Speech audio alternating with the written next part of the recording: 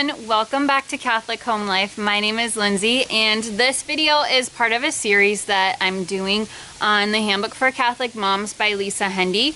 And there are a bunch of other Catholic YouTubers who are participating in this summer book club, and I will have all of their videos listed down below in the description box. And the chapter for today is called Doctor's Orders, and it's all about your health and taking care of yourself.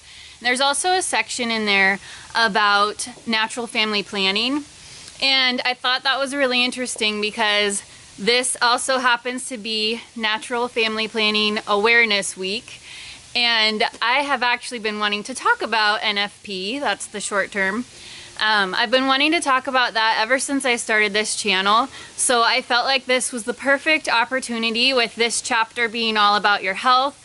And then it's also NFP Awareness Week. So it was the perfect timing, and I really felt like God aligned this perfectly so that I could do this video and share with you this week. So first I want to say that I usually watch YouTube videos with my children around, and this topic is a little bit for mature audiences. So if you have your children around and you're uncomfortable with them watching something where you're talking about fertility and NFP and all of that, please come back and watch this video later.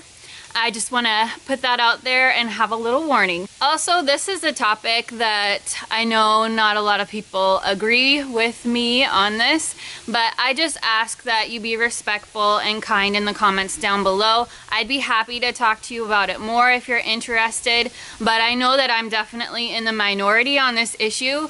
So I just ask that you be respectful to me and I will be respectful to you, and we can have a cordial discussion about this. I think it's widely known that the Catholic Church has a stance against birth control. However, the sad reality is that Catholic women actually use birth control, at least in the United States, pretty much as the general population.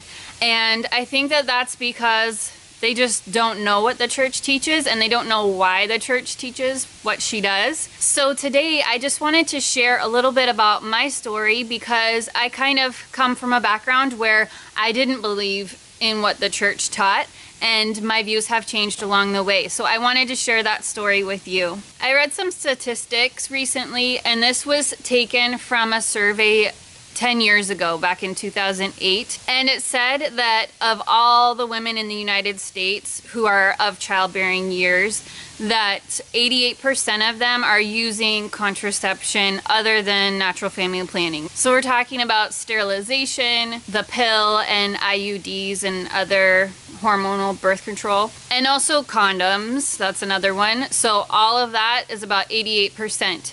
And when you look at Catholic women in the United States, about 87% are using birth control other than natural family planning. So there really isn't much difference between the populations. Catholic women are using it pretty much just as much as anyone else. I'm going to read to you a little bit from the Catechism of the Catholic Church, and this is just such a wealth of knowledge right here. If you are ever curious about any of the teachings of the church, I recommend to go right to the source, which is the Catechism, and this is from the section about marriage. It's from 2366. It says, "Fecundity is a gift, an end of marriage," and that means having children. "For conjugal love naturally tends to be fruitful. A child does not come from outside as something added onto the mutual love of spouses, but springs from the very heart of that mutual giving as its fruit and fulfillment. So the Church, which is on the side of life, teaches that it is necessary that each and every marriage act remain ordered per se to the procreation of human life." There's another part in here that talks about spacing your children. It says, "A particular aspect of this responsibility concerns the regulation of procreation. For just reasons, spouses may wish to space the births of their children.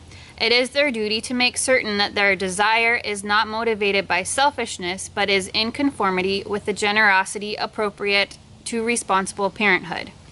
So that is where natural family planning comes in. Just to give you a really quick rundown of natural family planning, it isn't the rhythm method, which is a misnomer.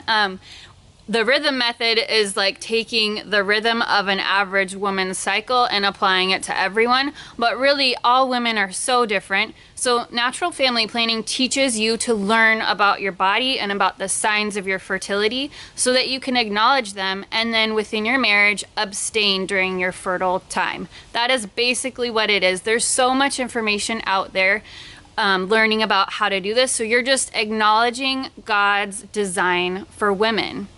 And he designed it that way. He didn't design every day to be a fertile day. And now I wanted to share with you a little bit about my story of how I've kind of come around on this issue. I have a video all about my dad's conversion, which was huge in my life. And that was really my own conversion. I was born and raised as a Catholic, but my mom was a Catholic, a practicing Catholic, and my dad was not. And he had a conversion, and I did a video all about that. I will have that linked up in the cards in case you're interested in learning more about that video.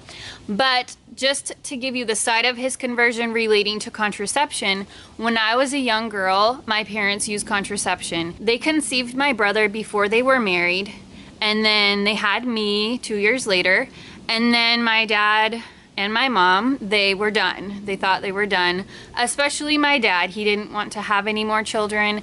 My mom was more open to life, and when she was younger, a younger girl, she said she always wanted to have 12 children. So I think that that was a pain for her to agree to go along with contraception. And I know they used condoms, and I remember when I was probably 5 or 6, I just remember knowing and being aware about that. They told me earlier on about all the birds and the bees stuff, so I knew what was going on, and I knew that they used condoms. And then I'm not sure exactly when this happened because I wasn't totally in tune with it, but my dad had a vasectomy, and I didn't really think anything of it. I just thought it was normal. Most of my childhood friends came from families with 1 or 2 kids, so I just thought that it was totally a normal thing to use contraception. Also, I went to public school my whole life, and in my late elementary years and in junior high, we had sex ed, and we learned all about contraception there, and it was called safe sex. And I just thought it was a no-brainer to practice safe sex. That's basically my background. I just grew up with it being totally normal and totally what everyone does. And it was never a question to me that it was right or wrong. It was just normal. Fast forward until I'm a late teenager, that is when my dad experienced his conversion to the Catholic Church. And during that time, he was learning so much. He learned all about the teachings of the church, and we did alongside him.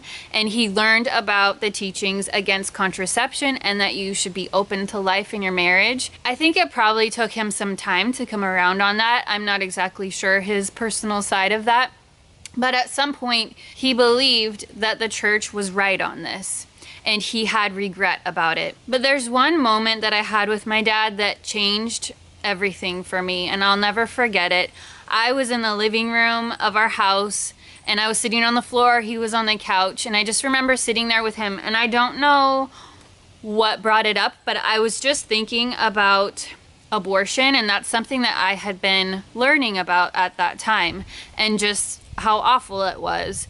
And since my parents conceived my brother before they were married, and then they got married, and then they had me, and that was the exact situation that many people find themselves in, and they have abortion.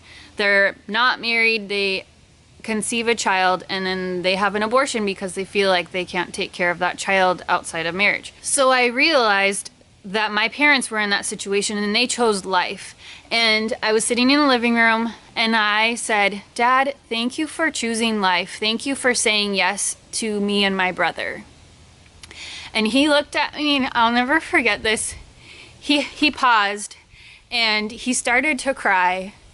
And I was kind of shocked that that was his reaction. I just thought it was this happy, like, thank you. And he looked at me, and he said, "I just think of all the children that can't say that because I chose to contracept." And that really hit me hard, that my dad had regret, that he wasn't open to life. He didn't let God, who is the giver of life, into his marriage in a way that God could use my parents to bring children into this world. Because of this experience with my dad, a seed was planted in my heart, a seed to be open to life in my future and in my future marriage. And that seed has just grown and grown. And when I started dating my future husband, he was open to life and he was pro-life. And he's the youngest of 6 children. And I know his parents were open to life. His mom actually teaches natural family planning, and we learned from her, which is a little weird, but it actually wasn't that weird. It was actually just a beautiful thing to be so open about all these things with his parents. But she has taught natural family planning for years and years, and she teaches the Billings ovulation method. And so that is what we learned when we were preparing for marriage. So this is a little later in the day, but I was just going over the video that I filmed, and I forgot that there was this huge piece that I also wanted to share with you, and that was about my dad. So after he had that regret that he shared and this conversion of his heart, and he wanted to be open to life, he then went on to have a reversal of the vasectomy because he just wanted to show our Lord that he was totally open to life and that he had that change of heart. So he had that reversal for the vasectomy, and they didn't have any more children, but they were open to life after his conversion. But really, I often think about how he had his conversion, and that led to me being open to life in my own marriage. And now we have these 4 beautiful children, and I feel like those children are the fruit of my dad's conversion. So I know that my parents love their grandchildren and they love being grandparents, and I hope that they look at my children and they see that they are the fruit of the openness to life and the conversion that my dad experienced. So this conversion in my heart to be open to life, it has played out deeply within my marriage. And my husband and I are both very open to life. We actually don't really use natural family planning in the traditional sense to space our children. In some seasons of our marriage, we've actually used natural family planning to see when I'm most likely fertile to try to have more children, because we've always wanted a big family and we don't feel like we have a good reason to space our children or to avoid children. So for us, we are just totally open to God's plan for our family, and we have 4 children. We have a 9-year-old, a 6-year-old, a 4-year-old, and a 1-year-old. So the space that God has given us is pretty big, and I have just come to really grow in a great trust that God knows the best plan for our family, and he knows the specific people that he wants in our family. I think about the times when I wanted to have another child, and if I got pregnant exactly when I wanted to, it wouldn't be the same people in my family that he's given to us. So this is an area in our life that we've just given completely to God, and we just trust him completely that he will give us the amount of children that he wants to. And we say in the Creed at Mass that God is the giver of life. He's the one that gives life to us. And we get to participate in that, which is a beautiful thing. But just being open to life doesn't mean you're gonna have 20 kids.